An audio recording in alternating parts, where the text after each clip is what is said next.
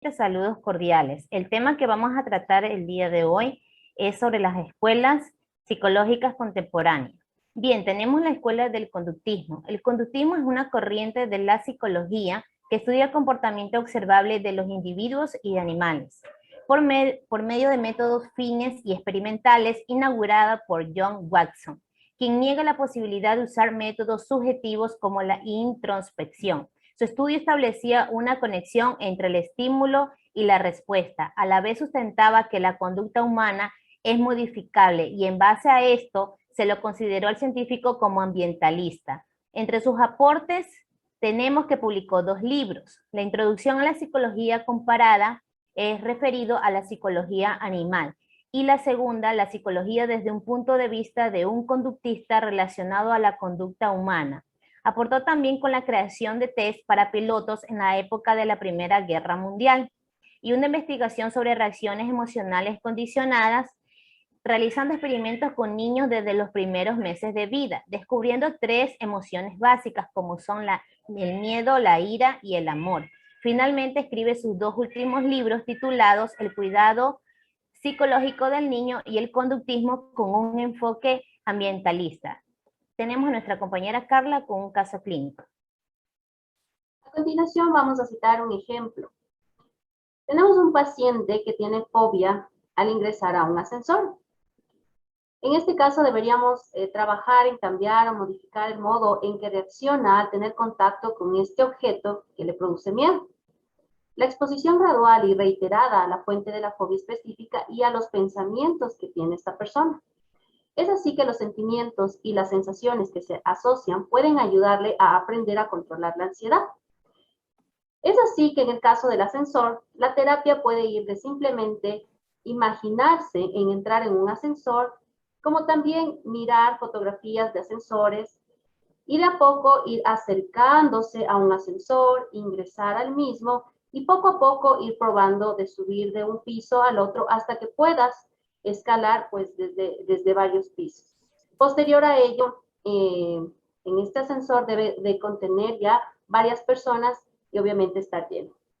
De esta manera el conductivismo nos enseña a ver de otro modo los miedos, las sensaciones en el cuerpo y el impacto que han tenido en la vida, desarrollando así confianza en uno mismo para dominar nuestros pensamientos y sentimientos en lugar de sentirnos abrumados por ellos. A continuación, mi compañera. El cognitivismo es una de las escuelas contemporáneas más importantes. Se la conoce como la matriz interdisciplinaria de la psicología cognitiva, la inteligencia artificial y la lingüística, además de disciplinas asociadas como la neurofisiología, la lógica, las matemáticas y la filosofía. Tiene su fundamentación teórica primero en la psicología del proceso de información, con la teoría de la comunicación de Claude Shannon, la misma que surge después de la Segunda Guerra Mundial. Con el procesamiento de la información, Donald Broadbent, tenemos analogías que existen entre el ordenador y el ser humano, en el que la mente equivaldría a los programas, haciendo una demostración de los procesos cognitivos mediante un modelo mecánico para la atención y memoria inmediata humanas. Como un ejemplo de intervención cognitiva en un caso de confusión emocional y bajo control de la ira, se realiza una evaluación psicológica analizando los niveles de ansiedad del paciente. Y las técnicas cognitivas a emplearse serían, primero, psicoeducación, en la que el paciente entienda el funcionamiento de los procesos cognitivos de nuestra mente. Segundo, técnicas de desactivación, aplicando respiración completa y profunda. Tercero, reestructuración cognitiva, un entrenamiento en autoinstrucciones. A continuación, mi compañera.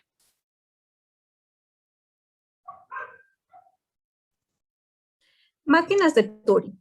Fue creada por Alan Turing. La misma podía realizar operaciones básicas sobre símbolos impresos en una cinta de papel, al que le llamó programa de computadora. Se creó para que los cognitivistas puedan imitar procesos cognitivos humanos. Newell y Simon dieron a conocer un programa llamado teoricológico, en donde se basa en el lenguaje de procesamiento de información y se utilizó para el estudio de teoremas. Nell y Shawn en el siguiente año desarrollaron un programa más complejo llamado Solucionador General de Problemas. John Shirley en 1980 se refirió en base a la habitación china, en donde indicaba que si la prueba de Turing fuera empleada a la vida real, tendríamos que aceptar que se puede hablar un idioma sin comprender su léxico. Los principales aportes y representantes del cognitivismo fueron Heron Brunner, con los procesos mentales superiores. Se centró en investigar sobre la propaganda, lo moral y la opinión pública, quien dio a conocer sus experimentos en la Segunda Guerra Mundial, en donde demostró la influencia de los factores cognitivos, como la expectativa, la emoción y la percepción. También tenemos a George Miller con la ciencia cognitiva. Fue uno de los primeros en aceptar que las funciones estadísticas de la teoría de la información, en donde utilizó investigaciones, las descripciones de estadísticas, estudió a los individuos como procesadores activos y no como canales pasivos.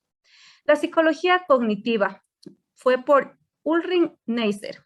Una de las obras más importantes de este autor fue La psicología cognitiva en 1967, en donde estudió sobre la percepción, atención, desarrollo de conceptos y simulación por computadora, y determinó las características peculiares de la psicología conductista, en donde interpretó a la cognición como todos los procesos por los cuales la entrada sensorial se transforma, se reduce, elabora, almacena, recupera y se usa. A continuación, mi compañero.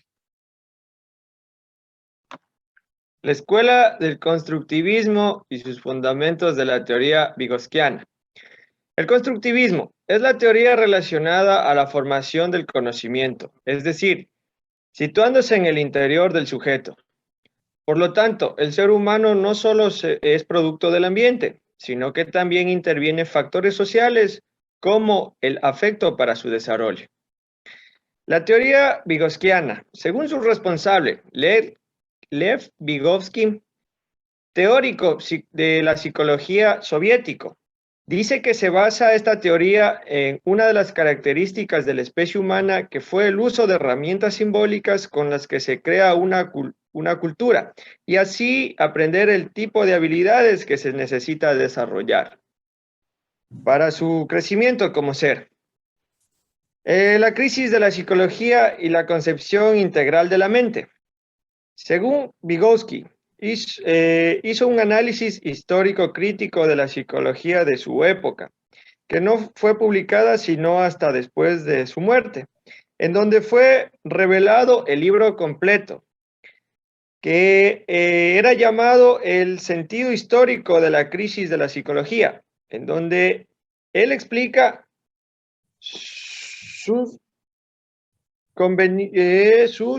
consecuencias de los desafíos del contexto social de la psicología, que debía encontrar liberándose de enigmas presentes. A continuación, mi compañero con un ejemplo. Buenas noches, voy a hablar sobre la teoría vygotskiana y su discípulo, Alexander Luria. Para Alexander Luria, la neuropsicología en 1973 es la que se encarga de estudiar los efectos de una lesión, daño o mal funcionamiento del sistema nervioso. Un caso sobre la neuropsicología. Una niña de 7 años es diagnosticada con el trastorno de Williams. Este afecta al neurodesarrollo, pero tiene habilidad verbal, o sea, tiene más de aprendizaje en la lectura que los números. Para esto se le diagnostica una terapia en donde podemos ayudar a mejorar su aprendizaje en la memoria. Aleksey Leontief, él habla sobre la teoría de la actividad. La actividad se lleva normalmente a cabo mediante acciones subordinadas. Su objetivo es el enfoque ordinario y las acciones, actividad de la lengua. Miguel Ballín, Él habla sobre la corriente discursiva. Son actividades humanas que están relacionadas con el uso de la lengua. El uso de la lengua también se lo lleva a cabo mediante enunciados oral y escrito. Gracias.